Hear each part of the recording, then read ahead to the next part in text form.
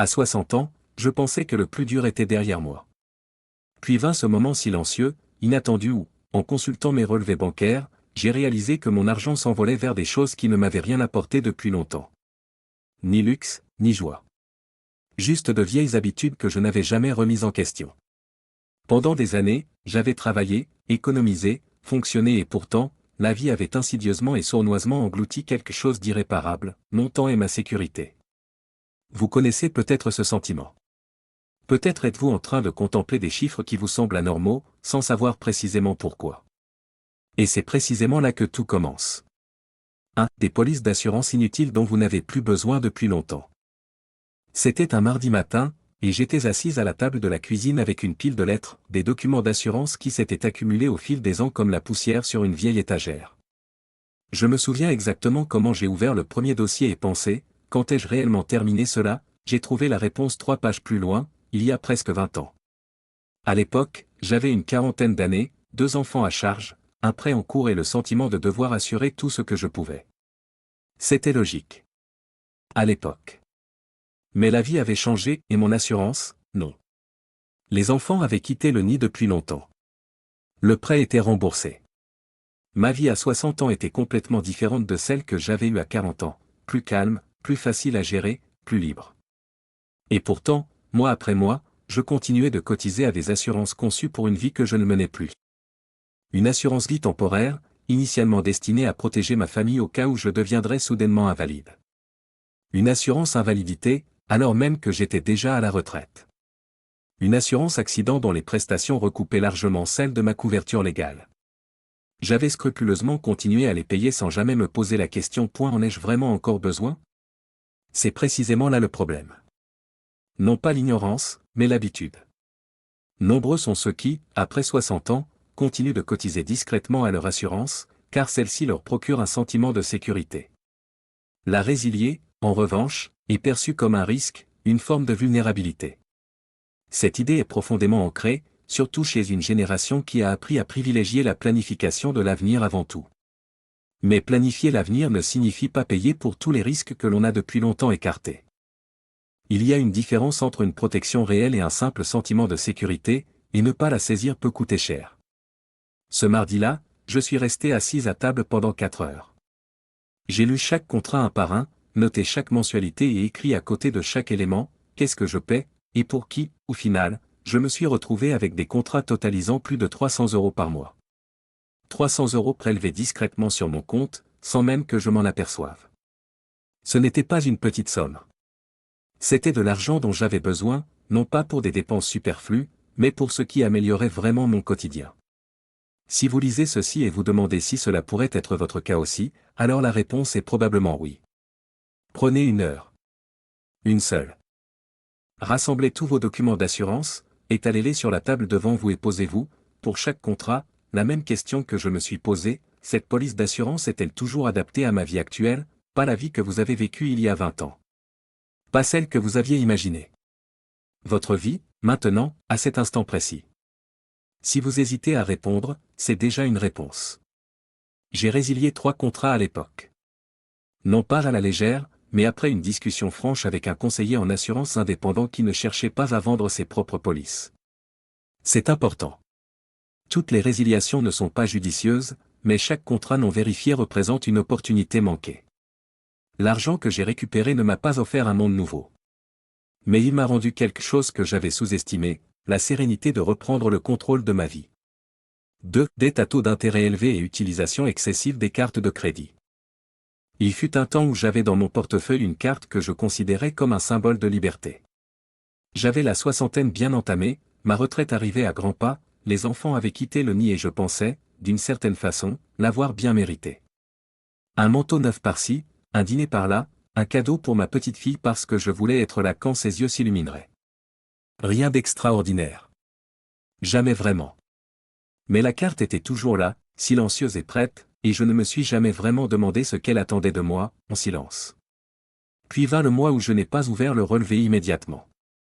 Je l'ai posé sur la table. Pendant 1 jour. 2 jours.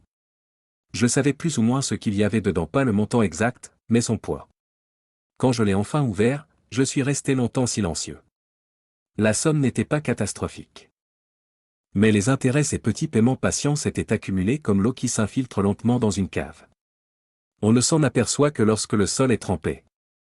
Les dettes à taux d'intérêt élevés ne vous avantagent pas. Elles vous desservent, chaque jour, même pendant votre sommeil. Ce que la plupart des gens de notre âge ne comprennent pas à temps, et je le dis sans jugement, car j'étais comme eux, c'est que les cartes de crédit ont été conçues pour un certain mode de vie, pas pour la retraite. Elles sont faites pour les personnes aux revenus croissants, celles qui attendent une prime, celles qui ont encore le temps de rembourser. À 60 ans, la donne a changé. Chaque euro dépensé en intérêt est perdu à jamais. Il ne fructifie pas. Il n'attend nulle part. Ce qui nous freine, c'est rarement l'ignorance. C'est l'habitude. Pendant des décennies, nous avons vécu, fait nos courses, offert des cadeaux, fêté des événements et la carte était simplement là. Elle ne pleurait jamais, ne nous rappelait jamais rien, ne nous faisait jamais culpabiliser. Elle ne le fait que plus tard, sous forme de lettres, de chiffres et de cette douce et lancinante impression d'avoir fait une erreur. Nombre d'entre nous pensent aussi qu'il est trop tard pour changer quoi que ce soit, que le mal est déjà fait. Mais c'est faux.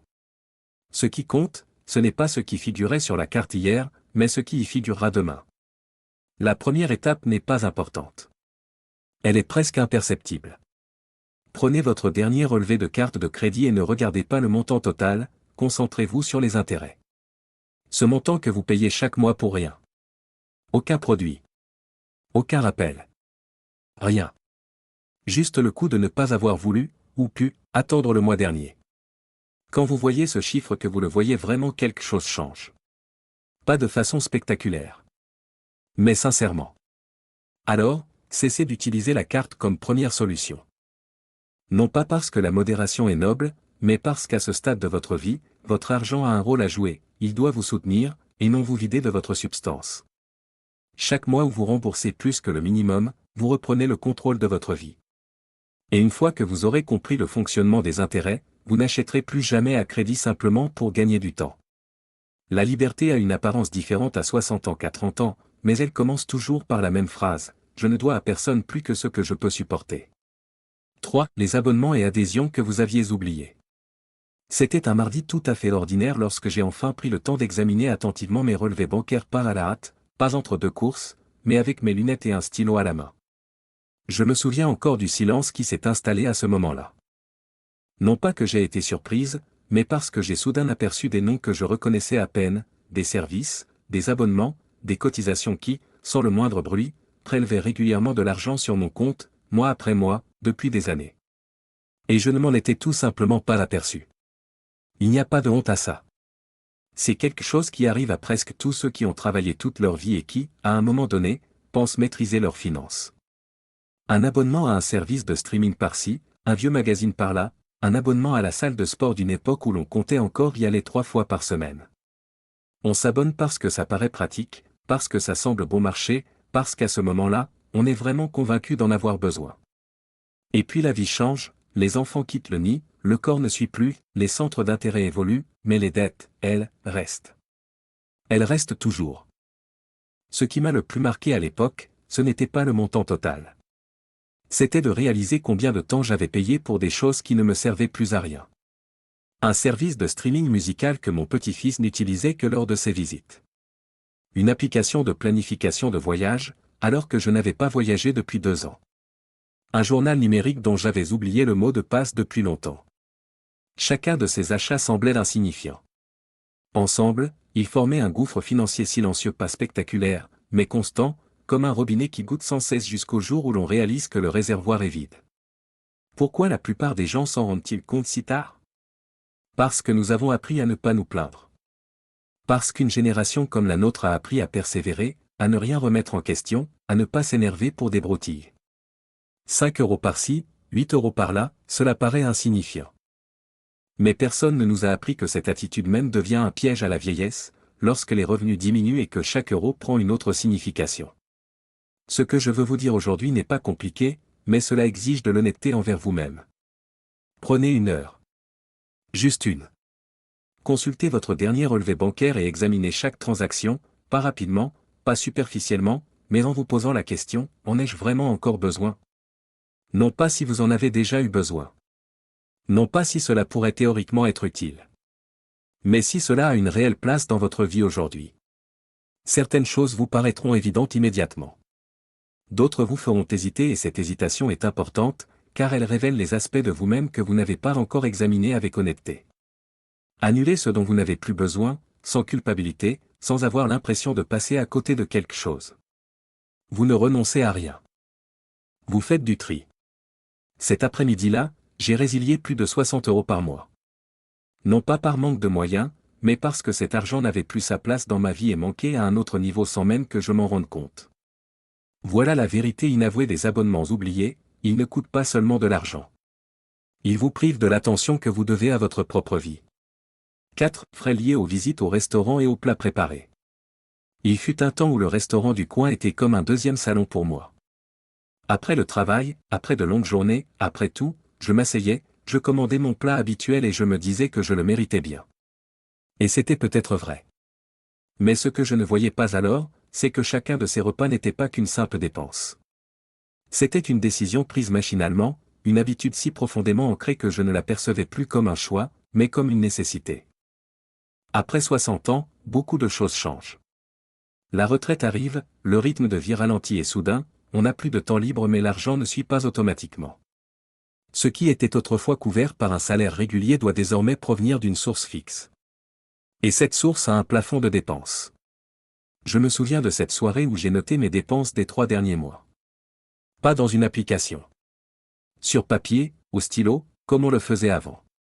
Le montant qui s'est accumulé dans la colonne « Repas au restaurant » m'a laissé sans voix pendant un long moment. Ce n'était pas un drame. C'était une prise de conscience silencieuse, de celles qui font mal parce qu'elles sont si évidentes une fois qu'on les voit.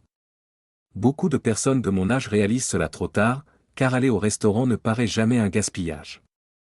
C'est naturel. Comme une sortie entre amis, comme une liberté, comme un petit plaisir.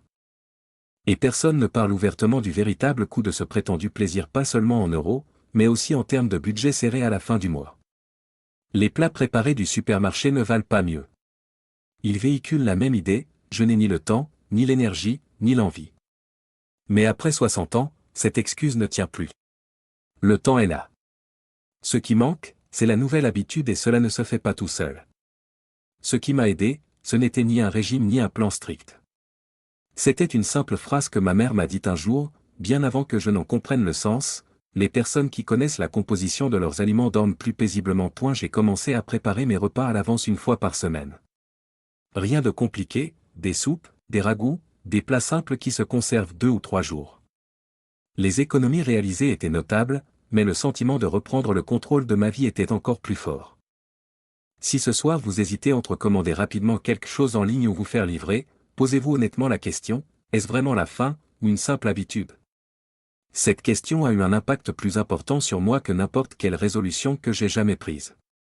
Il ne s'agit pas de tout interdire.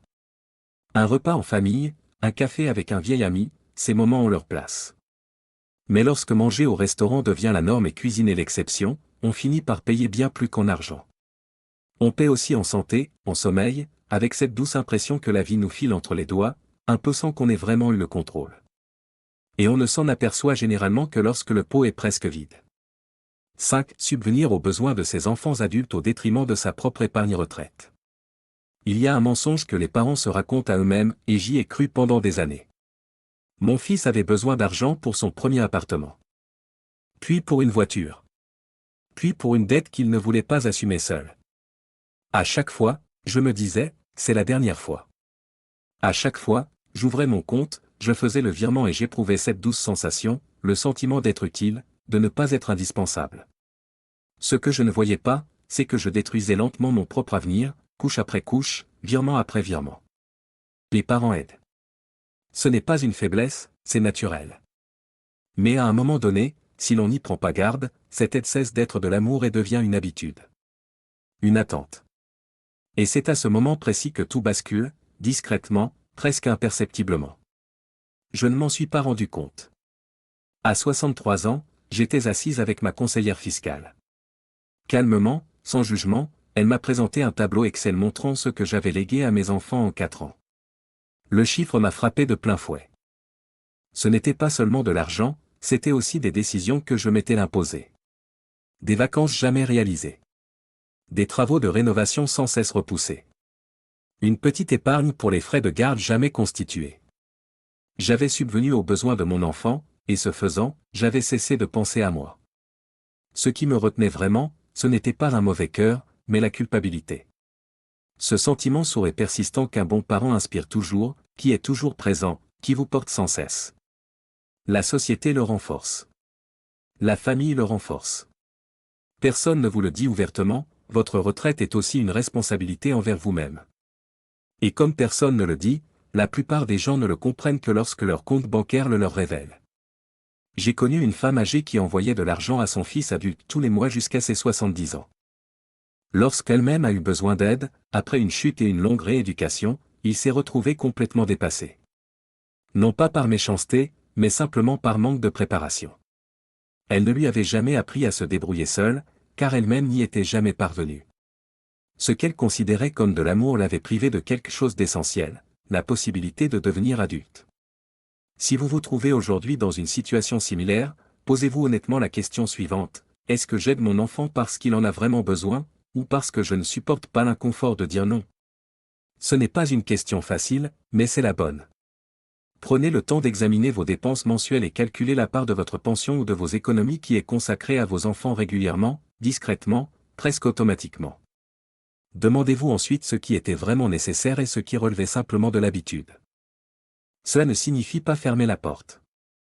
Cela signifie l'ouvrir consciemment à certains moments, dans une certaine mesure, et avec des limites claires. Une conversation peut être plus efficace qu'un virement bancaire. Dites à votre enfant où vous vous situez. Non pas comme une accusation, mais comme la vérité. Les enfants adultes sont capables de bien plus que nous ne le pensons. Nous les sous-estimons souvent parce que nous nous percevons encore trop comme un rempart protecteur. Votre pension n'est pas un luxe. C'est le fondement sur lequel vous pouvez vieillir dans la dignité, et vous vous le devez à vous-même.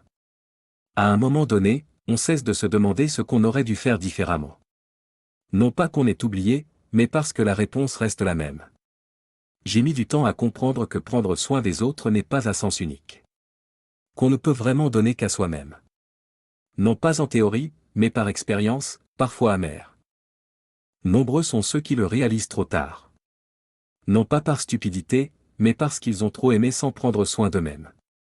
Certaines vérités ne s'apprennent qu'une seule fois, et ensuite, c'est le silence.